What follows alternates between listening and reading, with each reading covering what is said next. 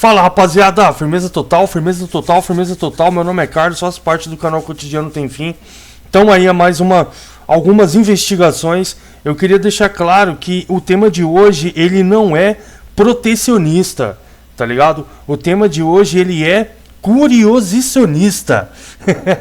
Você entendeu o que eu tô falando? Eu não tô aqui para defender o lado de ninguém, o lado de outro, porque a gente sabe também, a gente sabe sobre as cruzadas, a gente sabe sobre o concílio de Nicéia, a gente sabe sobre as perseguições dos judeus, então não tem santo nessa história.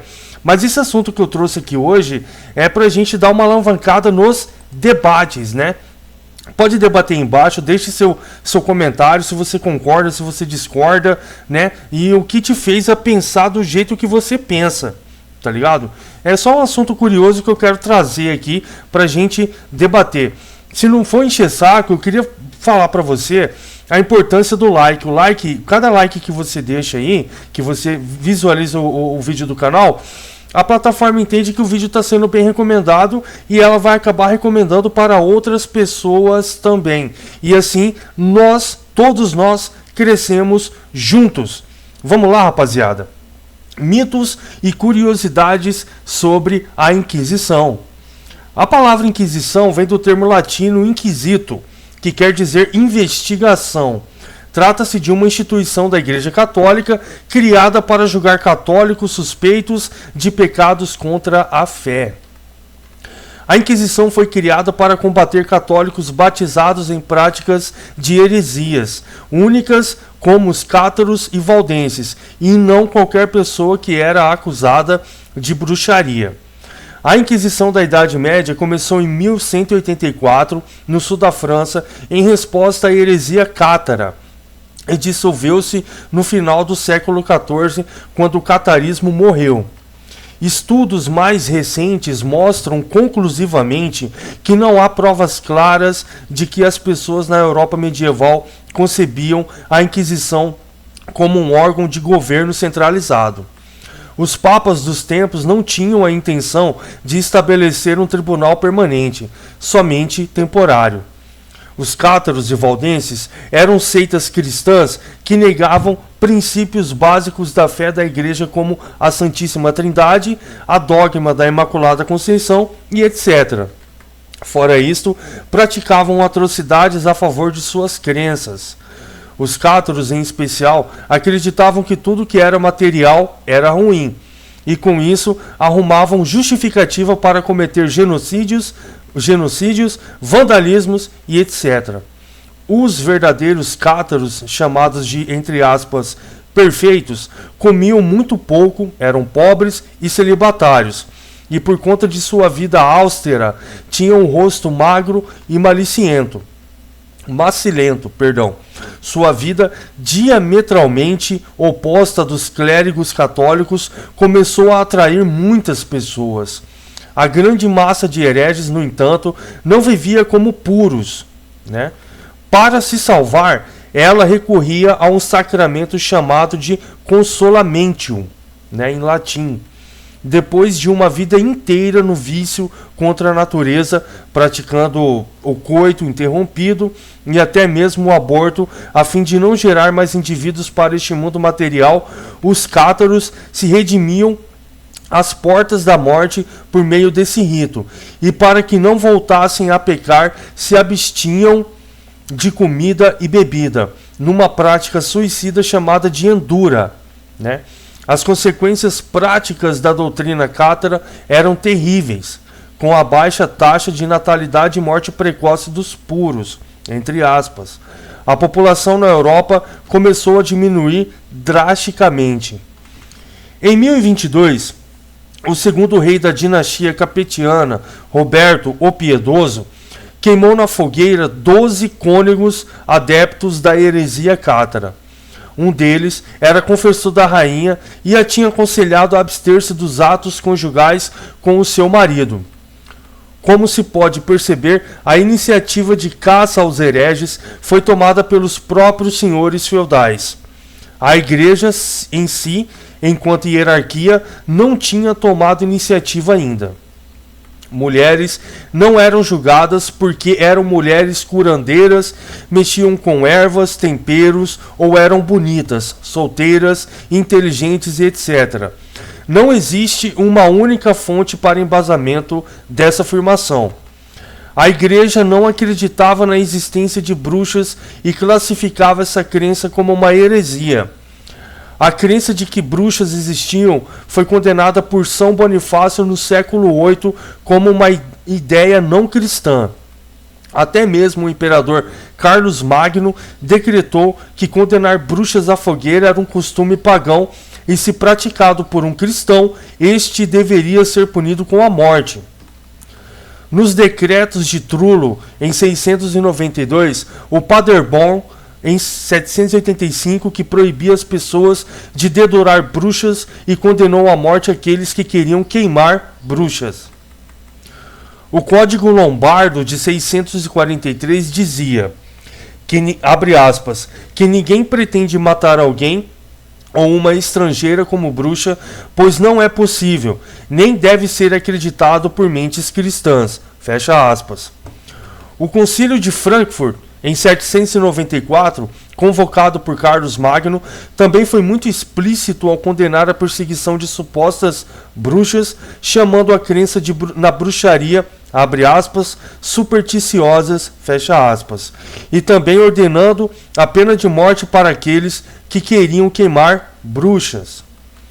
Tanto que a caça às bruxas é um mito, é muito mais um fenômeno associado à Idade Moderna que à Idade Média, e muito mais associado à perseguição feitas por protestantes, né?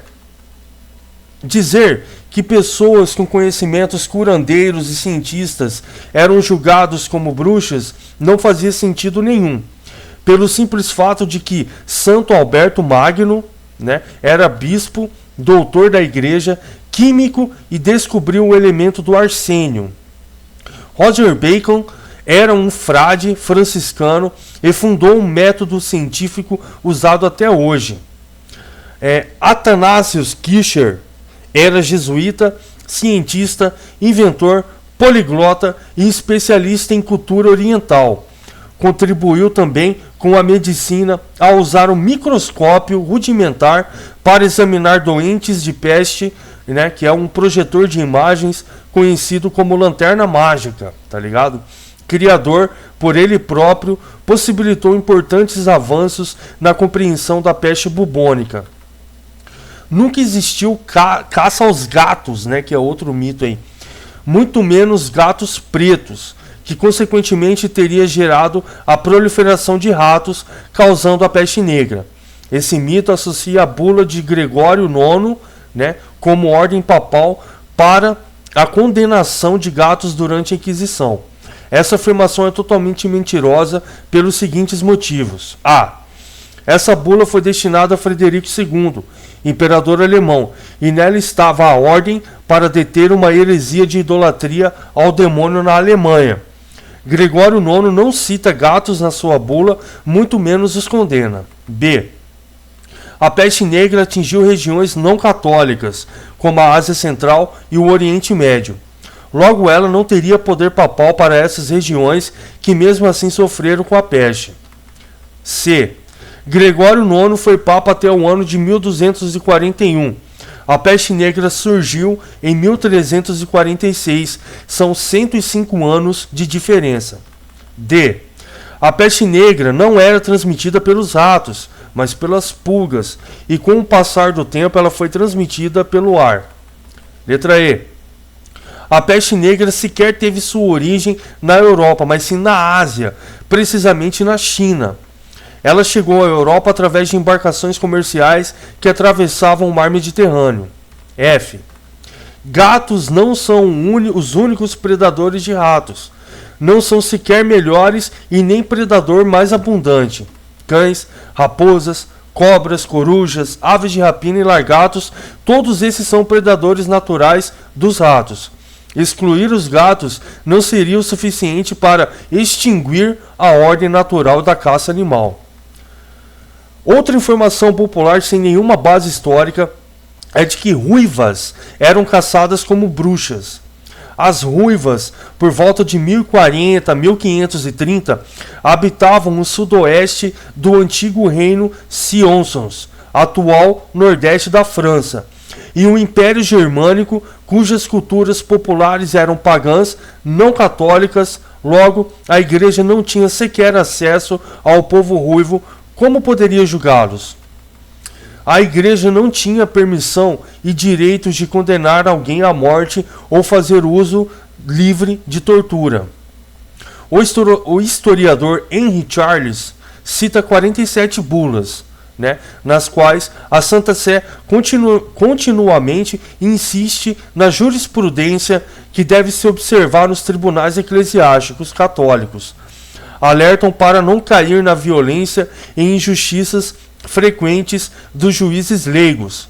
Basta folhear a monumental obra do próprio Lea para convencer-se que, na realidade, as bruxas foram perseguidas e condenadas mais pelos detentores do poder civil, que é o tribunal secular, e pelos protestantes do que pelo tribunal de Santo Ofício católico.